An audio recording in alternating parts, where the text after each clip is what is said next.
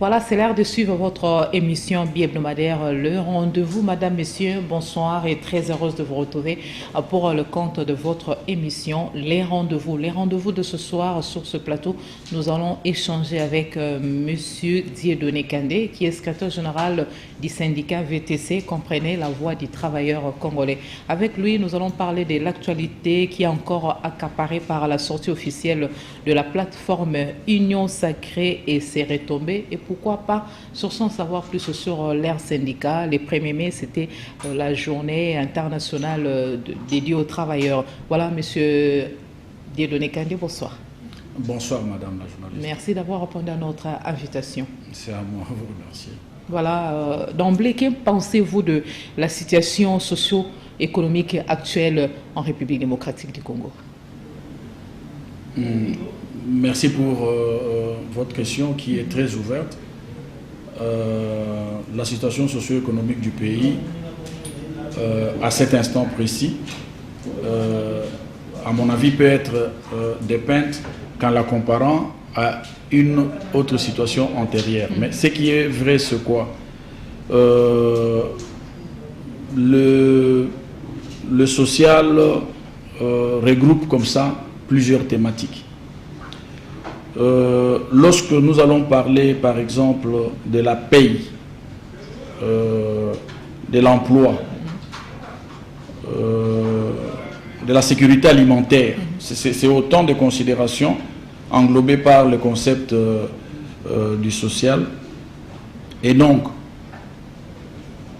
de manière très résumée, en ce qui concerne la politique salariale en République démocratique du Congo, il y a beaucoup de disparités. Il y a à saluer les efforts déployés par le gouvernement pour améliorer tant soit peu les conditions de rémunération du personnel émergent. Qui sont les responsables de ces disparités? Les disparités sont le fait, à mon avis, de l'absence d'une politique salariale nationale. Il y a des fonctionnaires de l'État à statut particulier comme les magistrats. Il y a les fonctionnaires de l'État médecins, les fonctionnaires de l'État professeurs d'université et autres. Il y a les enseignants, il y a les fonctionnaires d'une manière globale. Vous allez voir que il y a des améliorations en termes de rémunération qui s'opèrent, mais chaque groupe est en train d'être traité de manière particulière. Nous pensons qu'il y a lieu de développer une politique salariale nationale et de créer des différences par rapport à certaines primes à octroyer à telle ou telle autre catégorie. C'est une lecture. L'environnement du travail, il y a des améliorations qui sont en train d'être opérées pour mettre les fonctionnaires de l'État dans les meilleures conditions de travail. Dans le secteur, allez, on va dire informel, privé, l'inspection du travail est appelée à fournir beaucoup d'efforts pour procéder à des contrôles dans ces entreprises et différents établissements de toute nature pour que les conditions de travail répondent aux exigences de la loi. Il y a encore de travailleurs dans des boutiques, etc. Les toilettes, les conditions de travail sont à questionner. Et même dans certaines entreprises.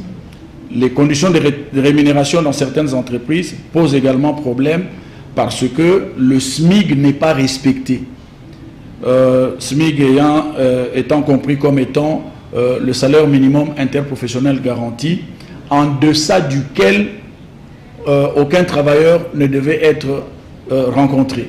Or, il y a ici des entreprises qui ne payent pas conformément au SMIC, ce qui fait que le Congolais qui est employé dans cet environnement-là n'a pas suffisamment de pouvoir d'achat eu égard au prix de biens et services de première nécessité qui ne font que... Mais cette situation déplorable continue à préoccuper au plus haut point. Comment faire pour y remédier exactement? voir augmenter l'enveloppe salariale des fonctionnaires, des enseignants, au niveau des entreprises aussi, pour permettre aux travailleurs et autres de pouvoir, ne fût-ce que nouer les débuts du mois? Oui, là également se pose une préoccupation, me semble-t-il, sérieuse quant à ce qui concerne notre monnaie. Lorsque cette monnaie, la nôtre, qui est également un élément de l'attribut de souveraineté, comparé à la monnaie étrangère référentielle, notamment le dollar, on est en train de constater ces jours-ci que le gap est assez important. Et quand cette monnaie, la nôtre, se déprécie, il fallait que de l'autre côté, le salaire soit remonté pour que le pouvoir d'achat rencontre la vérité de prix sur le marché, ce qui n'est pas malheureusement le cas. Et donc, il faut produire et à côté de la production, je souhaite que les experts en la matière puissent considérer la réforme monétaire. Je pense que une des solutions serait également de procéder par la réforme du franc congolais. Mais avec de mandataires nouvellement nommés dans les entreprises publiques, vous pensez qu'ils vont devoir résoudre le problème d'apurer les arriérés des salaires, des comptes finaux des pensionnés, ou bien ils vont réussir aussi à augmenter l'enveloppe salariale? Madame, vous savez, nos entreprises ont été soumises à un audit, c'est comme ça que je le qualifie, par une structure très outillée, à laquelle on a affecté beaucoup d'argent pour que ces audits dépeignent ces entreprises et proposent des voies de sortie de crise, parce que ces entreprises étaient qualifiées d'entreprises canards boiteux. C'est Copirep pour ne pas le citer. Il a fait ses grandes analyses et il y a eu des lois qui ont été prises au Parlement. 4 lois pour transformer les entreprises, etc. Donc sur le plan du droit, ces entreprises ont été transformées. Sur le plan du management, de la pratique du management, il fallait que ces entreprises se comportent comme des entreprises, on va dire, privées, qu'elles deviennent compétitives et que certains fondamentaux, certains équilibres dans le fonctionnement de ces entreprises soient respectés. Notamment un principe élémentaire: niveau d'activité, niveau du personnel. On ne peut pas avoir une entreprise avec un niveau d'activité très bas et on gonfle le personnel de cette entreprise. Si nous prenons une illustration, on transforme une entreprise en société commerciale dénommée SCTP SA et qui devient aujourd'hui, reprend son ancien nom, Onatra. Mais en pleine crise, entreprise transformée, qui a encaissé plusieurs mois d'arriérés, à la surprise générale, au lieu d'engager des efforts pour redresser cette situation, non, on surcharge encore l'entreprise de nouveaux engagements qui ne sont pas suivis par une augmentation de recettes, par des investissements pour augmenter le niveau des activités, etc. Vous voyez, c'est des incompatibilités et c'est de la contradiction avec la vision développée par Copirep, qui voulait voir ces entreprises être gérées autrement. Et ces entreprises héritent également d'une situation assez complexe, en ce sens que, à un moment donné de l'histoire, les politiciens déversaient beaucoup de personnel dans ces entreprises. Non, mais les nouvelles unités, c'est quand même pour appuyer, combler les vides que les vaillants soldats qui ont rendu de loyaux services au sein des différentes entreprises et qui sont censés devenir des pensionnés, aller en pension. Mais s'il n'y a pas de recrutement aussi, comment est-ce qu'il y aura... Oui, madame, vous savez, dans la gestion des ressources humaines, dans les entreprises, etc., il y a l'embauche et la carrière, parce que ces gens-là sont détenteurs des contrats à durée indéterminée pour la plupart. Et donc, quelqu'un entre aujourd'hui, il en a pour minimum 30 ans d'ancienneté de carrière et maximum 60-65 ans d'âge pour sortir en pension. Et donc, le gestionnaire du personnel a tout le temps sur 30 ans, selon que les gens sont entrés dans l'entreprise, d'analyser sa base de données de son personnel pour savoir que tel groupe, dans 5 ans, va partir et entrevoir une politique d'embauche pour pouvoir compléter les gens de manière régulière et préparer également les montants pour les payer conformément à la loi pour les bons et loyaux services rendus à la nation, comme vous l'avez dit. Mais malheureusement, ces entreprises n'ont pas fonctionné dans le respect de la loi en la matière. Et on s'est retrouvé avec des gens qui sortent en pension et qui ne sont pas payés en termes de décompte final. Mais puisque la loi n'a pas été respectée, ces gens sont restés toujours en train d'être payés en plus de ceux qui sont restés. Et donc, la charge de l'entreprise ne fait qu'augmenter. Voilà pourquoi dans une entreprise comme l'ONATRA, par exemple, l'État doit énormément de l'argent à l'ONATRA, notamment 400 millions de dollars. Il serait souhaitable que l'État et ses partenaires s'assoient, analysent de manière, on va dire, transparente, la situation des ressources humaines à l'ONATRA, l'enveloppe pour dégager les pensions et les éligibles à la pension représente réellement combien. On libère ces gens. L'entreprise n'aura qu'à payer désormais les agents actifs qui vont rester parce que les autres seront versés à l'INSS. Et là encore, il faut payer à l'INSS de l'argent. Les agents et cadres de la fonction publique accusent un certain nombre de retards dans la paie. Quelle est la position de votre syndicat VTC, la voix du travailleur congolais? Madame, le salaire a un caractère vital. Et on se doit de payer régulièrement les salaires conformément à la loi. Et notre constitution parle même, qualifie les salaires des salaires décents. C'est un salaire qui doit permettre à son bénéficiaire, le fonctionnaire congolais, le travailleur congolais, de nouer le bout du mois et de rencontrer les dépenses basiques. Maintenant, nous sommes dans une situation, dans un environnement de guerre à l'Est. Et cette guerre, vous savez, madame, c'est la paix. La guerre a un coût en armes, munitions, mais aussi leur paiement, leur rémunération. Oui. Et les armes, c'est un marché qui coûte énormément cher. Ça déséquilibre un peu les finances du pays. Mais nous apprenons que l'État est en train, le gouvernement de la République est en train de prendre des dispositions pour que cette situation puisse trouver une solution le plus rapidement possible. Ici, le lieu de lancer un appel à nous tous.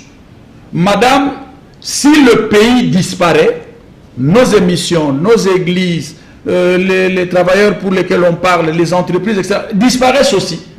Parce qu'on devient esclave sur son propre sol.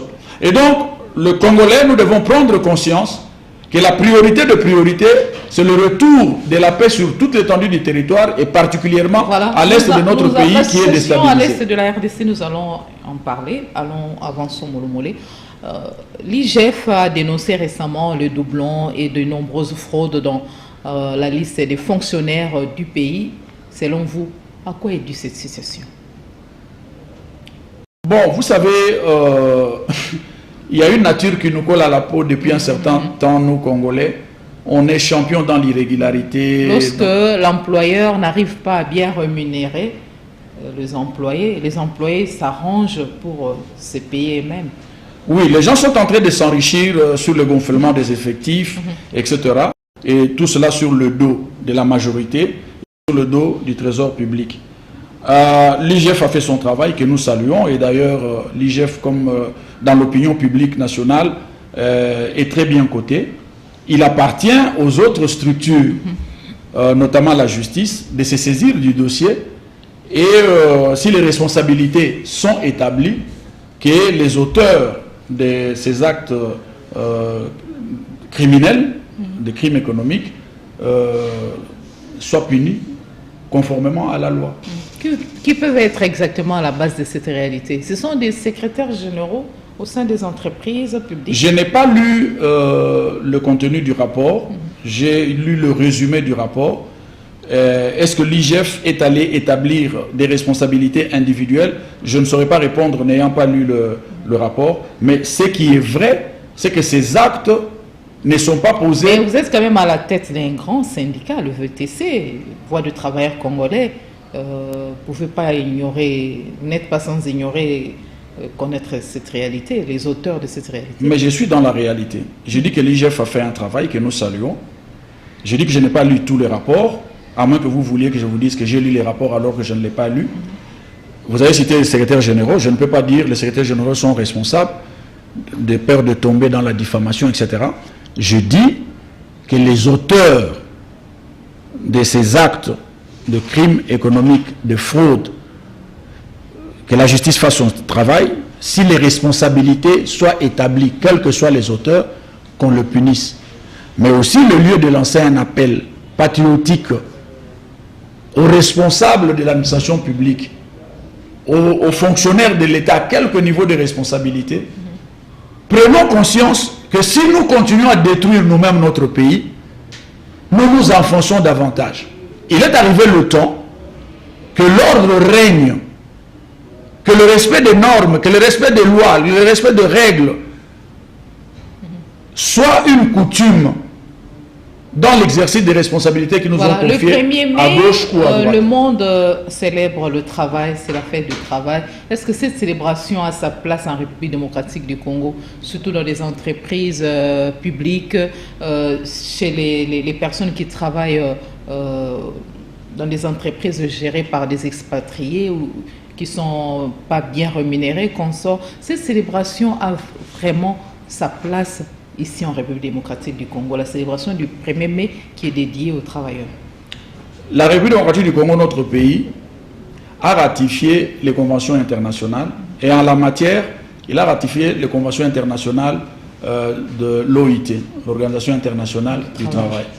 Et la fête à laquelle vous faites allusion, c'est une fête internationale. Et de ce point de vue, nous la fêtons parce qu'elle est fêtée partout. Mais nous la fêtons comment? Là, c'est peut-être le débat. Le monde du travail, on a effleuré ici l'environnement du travail. On a effleuré les conditions de rémunération. L'hygiène, l'environnement du travail, c'est l'hygiène, sécurité et santé au travail. On a parlé de toutes ces considérations-là. Sur le plan national, on va évoquer la question du chômage. Donc le fait du travail devait être le lieu où des débats sont ouverts sur ces problèmes-là. Puisque nous constatons que, en rapport avec l'hygiène, santé et sécurité au travail, il se pose des problèmes dans nos établissements de toute nature. Tout se résume par une activité protocolaire organisée par le ministère de l'Emploi, Travail et Prévoyance sociale, et tout s'arrête là. Bon, il y a cette manière festive, se retrouver dans des bars, partager, etc. Mais je crois qu'on doit se mettre à réfléchir et, après réflexion, dégager des mémos à soumettre aux autorités compétentes pour que les observations faites dans ces mémos, en ce qui concerne les rémunérations, en ce qui concerne l'hygiène, sécurité et santé au travail, en ce qui concerne le chômage, les gens qui doivent partir en pension... Parce qu'il n'y a pas que l'État congolais, je veux que vous puissiez marquer là-dessus. Il y a aussi des expatriés commerçants ici chez nous qui ne payent pas bien.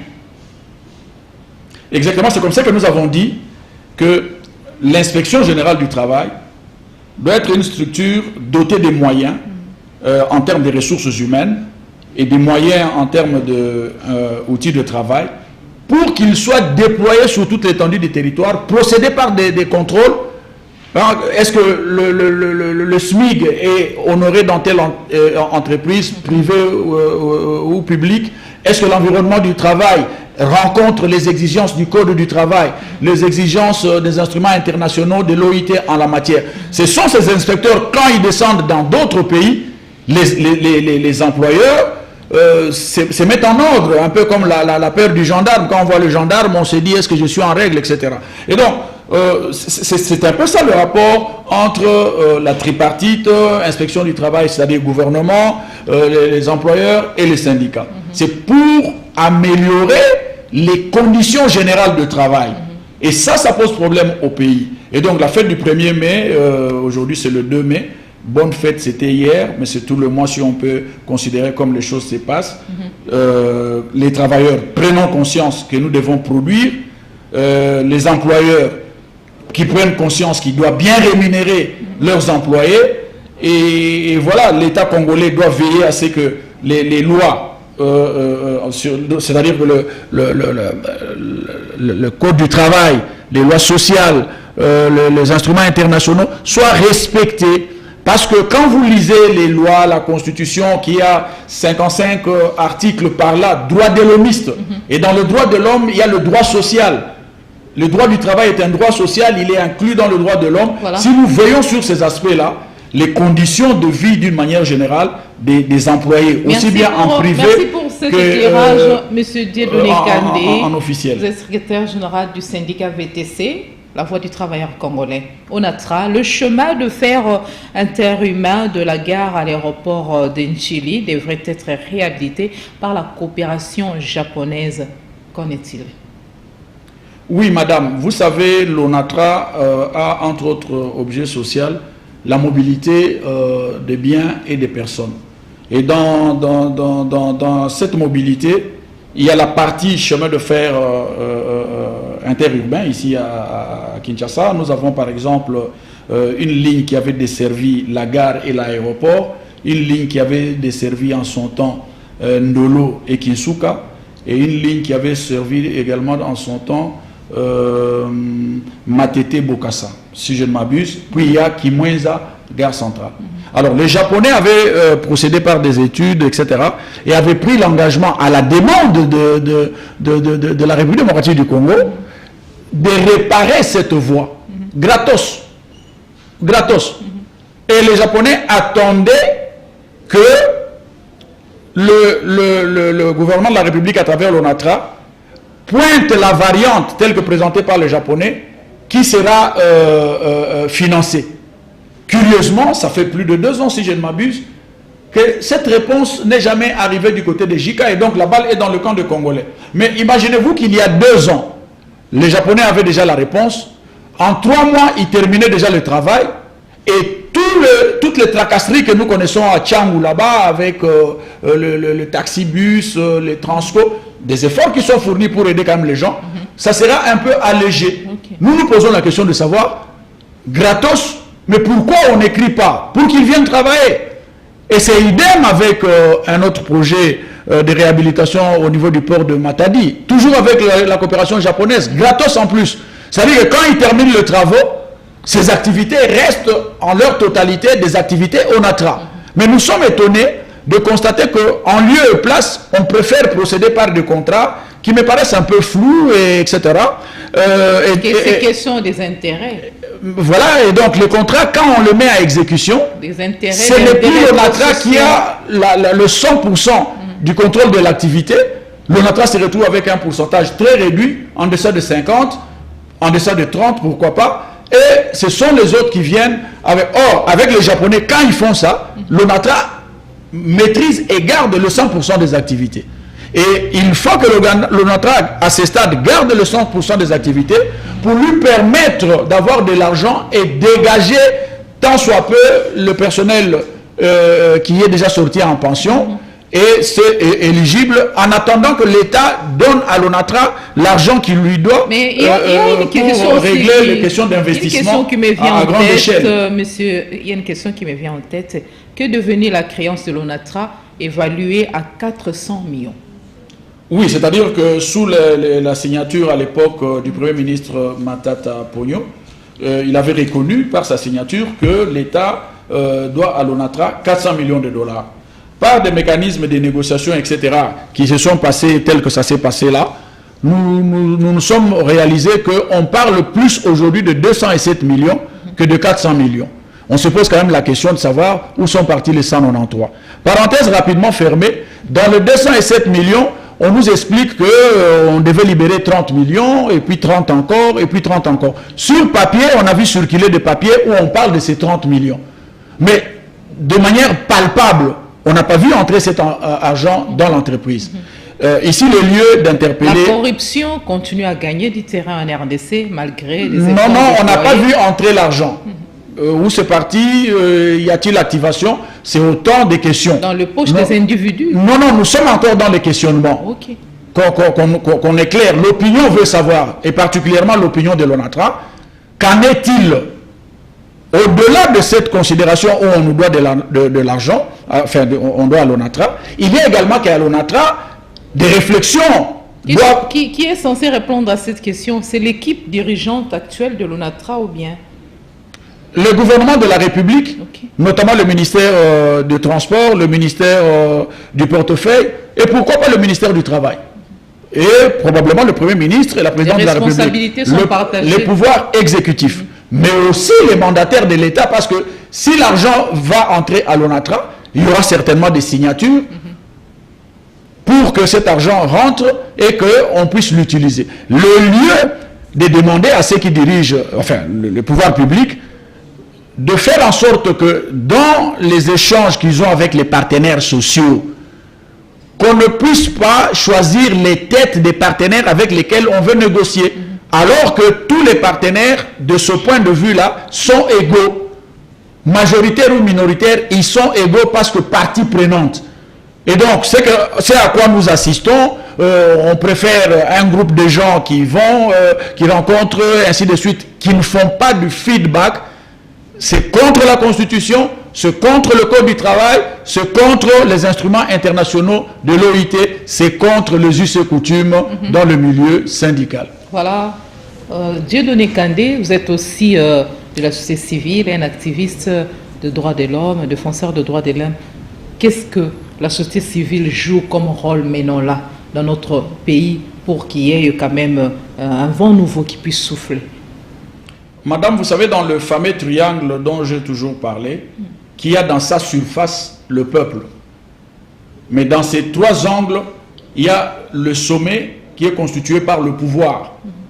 Si vous voulez, l'organisation politique. Et dans l'organisation politique, il y a et le pouvoir et l'opposition.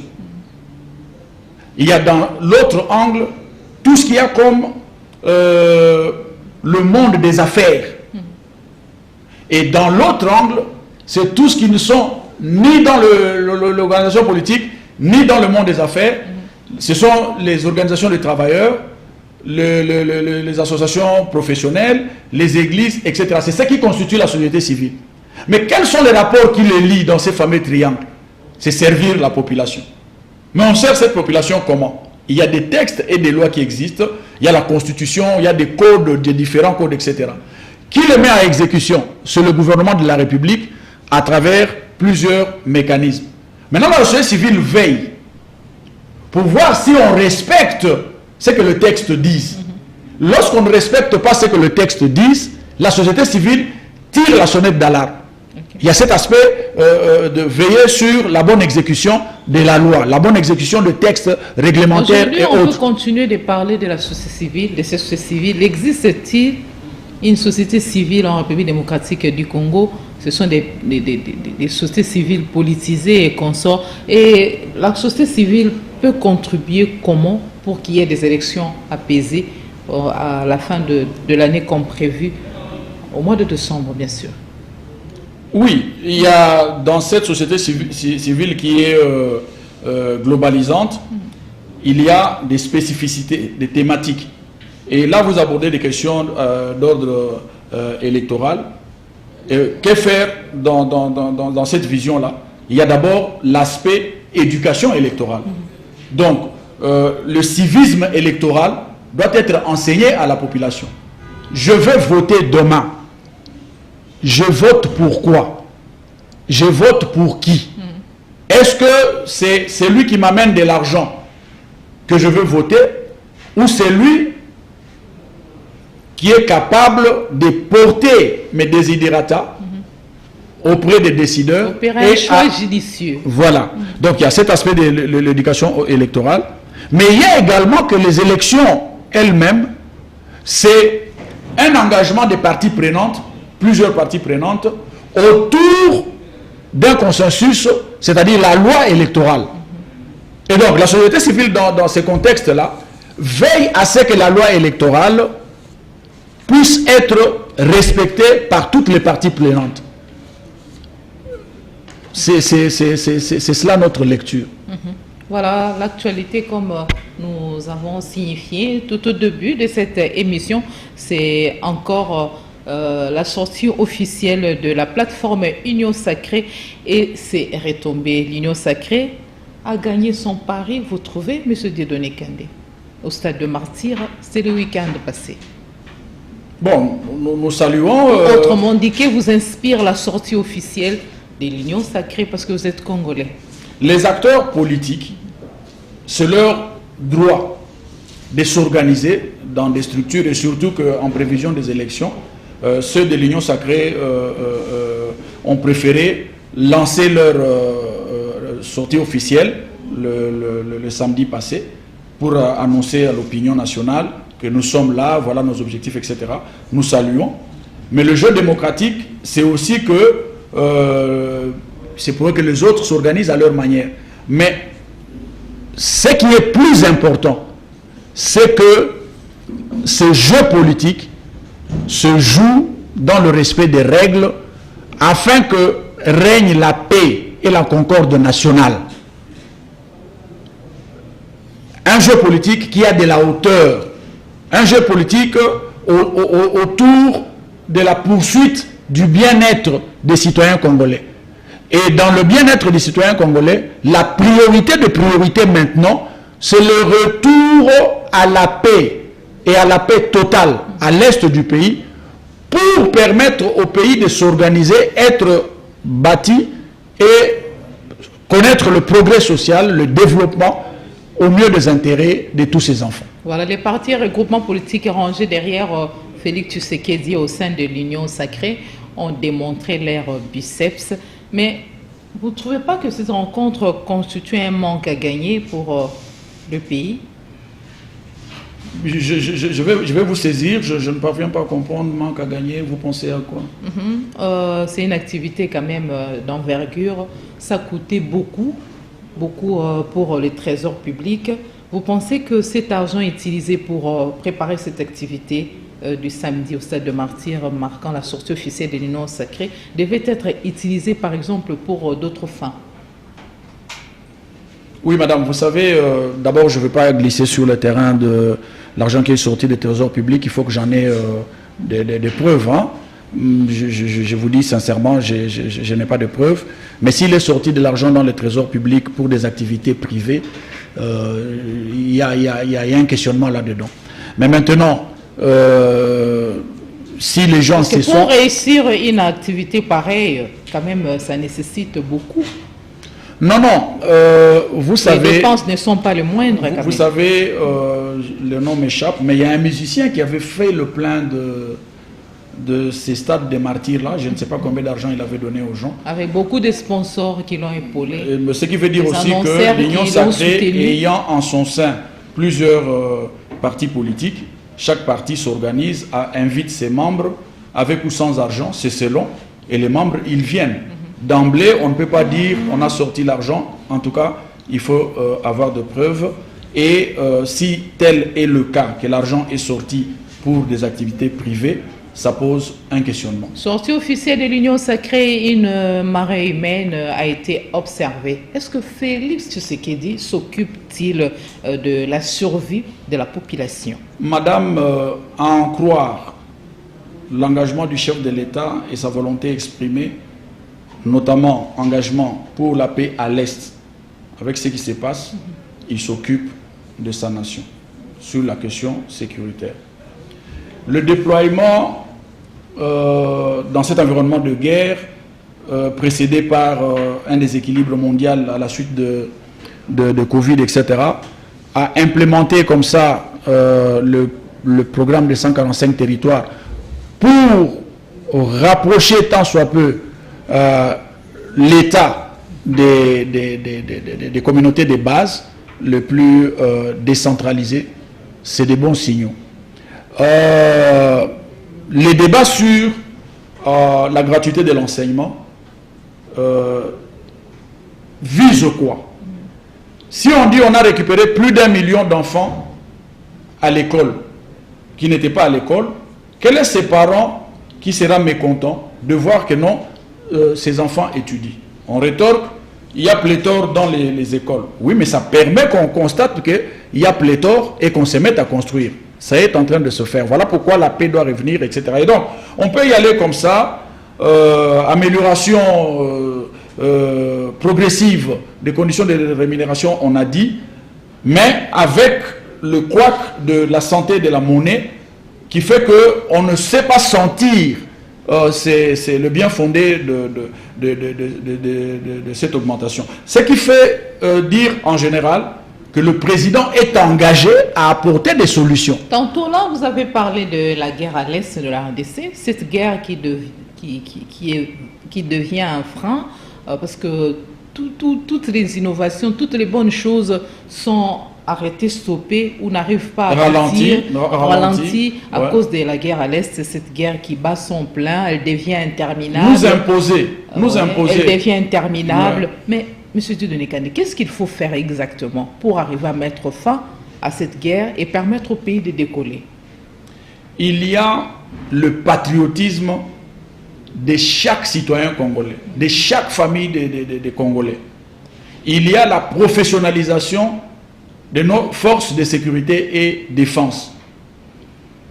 Il y a cette professionnalisation, c'est entre autres des équipements et des gens très bien formés. Il y a cette loi pour encadrer les réservistes. Eh bien, il faudrait que jeunes et vieux, on comprenne que nous devons nous engager à être formés pour garantir la sécurité de notre pays. Mais surtout, tout ce que nous venons de dire là n'est possible que si nous avons les finances pour y arriver. Et donc nous devons nous discipliner. Les finances et les stratégies. Nous devons nous discipliner pour canaliser le flux financier de notre République dans les trésors publics. Et ceux qui ont la charge de dispatcher, notamment le budget et autres, veiller à la bonne exécution de ce budget pour que les objectifs assignés à chaque secteur soient atteints, afin d'éviter la dilapidation des deniers publics. Et vous, personnellement, vous avez jugé comment la démission du commandant de la force régionale de l'Afrique de l'Est? L'EAC, madame, bouscule l'opinion de notre peuple. Le peuple a pensé que ces amis-là venaient en appui aux forces de la République démocratique du Congo pour bouter l'ennemi dehors. Mais on a comme l'impression qu'il y a des tergiversations irrélativement. Mais cela, justement, doit nous interpeller pour dire que le meilleur défenseur de la République démocratique du Congo, c'est d'abord nous-mêmes Congolais. Ce sont nos forces de sécurité et de défense qui doivent monter en puissance, en encadrement, nous l'avons dit, en matériel, et le peuple qui doit accompagner son armée, mais aussi la classe politique. Lorsque le pays est dans telle situation, à mon sens, trêve de lutte politicienne et concentration pour la récupération des nos terres qu'on veut ravir et permettre à nos compatriotes qui errent, madame, qui dorment dehors, des mamans, des enfants, des papas, qui doivent regagner leur toit et vivre en paix sur le sol de leurs ancêtres. À l'allure où semblent évoluer les choses, toujours par rapport à la situation à l'est de la RDC, vous continuez à croire au processus de Luanda, Nairobi ainsi que de Bujumbura? Bon, les processus sont là. Ils se doivent d'être évalués. Et on doit voir qu'est-ce qui a marché, qu'est-ce qui n'a pas marché, pourquoi ça n'a pas marché, et les revisiter au cas échéant. Quelle est la responsabilité des communautés locales? Parce qu'ils ont aussi leur part de responsabilité par rapport à la situation de l'Est. Madame, les communautés locales chez nous, en République démocratique du Congo, à l'Est, sont victimes, justement, de cette insécurité, de cette agression barbare qui leur est imposée. Mais elles ne se sont pas laissées faire. Vous vous souviendrez que le groupe d'autodéfense populaire ont beaucoup résisté pendant plusieurs années à l'Est là-bas, aux côtés de nos forces loyalistes, pour que le Congo puisse ne pas être, voilà. Comment on va dire, entre les mains des étrangers. Ok, balkanisé aussi, parce qu'avec les propos du président rwandais, on se pose mille et une questions et nous craignons... Non, le président rwandais, il a déclaré des choses qui contredisent l'histoire. Voilà, un peu ça. Contredisent l'histoire. Nous sommes presque à la fin de notre émission. Monsieur Dieudonné Kandé, opposition.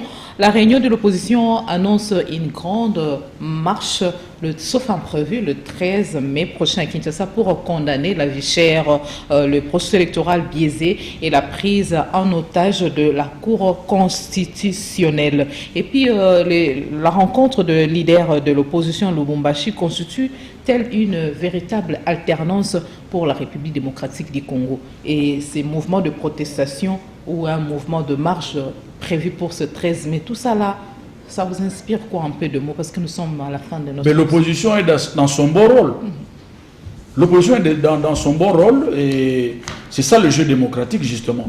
Il y a ceux qui sont au pouvoir, qui ont une lecture, etc. Et il y a ceux qui sont dans l'opposition, qui ont leur lecture. Et bien voilà. Voilà. Le jeu démocratique se joue en RD Congo. Merci d'avoir répondu à notre invitation ainsi qu'à toutes les questions prévues pour ce numéro. Monsieur Dieudonné Kandé, secrétaire général du syndicat VTC, la voix du travailleur congolais. Vous avez 2 minutes pour un message particulier. Nous n'avons pas de pays, nous n'avons qu'un seul pays, la République démocratique du Congo. Et une des plus grandes ressources que nous avons dans ce pays, c'est l'homme congolais. Alors il appartient à cet homme congolais de se rendre compte qu'un certain comportement qu'il a affiché a conduit le pays là où nous sommes. Et il appartient à cet homme congolais de changer de comportement, changer de mentalité, adopter une position de citoyenneté positive pour sortir le pays de là où il est. Voilà, merci d'avoir encore répondu à notre invitation, M. Dieudonné Kandé. C'est la fin de cette émission que vous pouvez retrouver en rediffusion le mercredi à 12h30 heure de Kinshasa. Merci aux preneurs de vue, merci à la chaîne de référence pour avoir disponibilisé le programme de cette émission. Vous voulez participer, n'hésitez pas à appeler au 081 94 95 181. Vous serez le bienvenu sur le plateau de votre émission bi-hebdomadaire, le rendez-vous. Une très belle soirée à tous et chacun.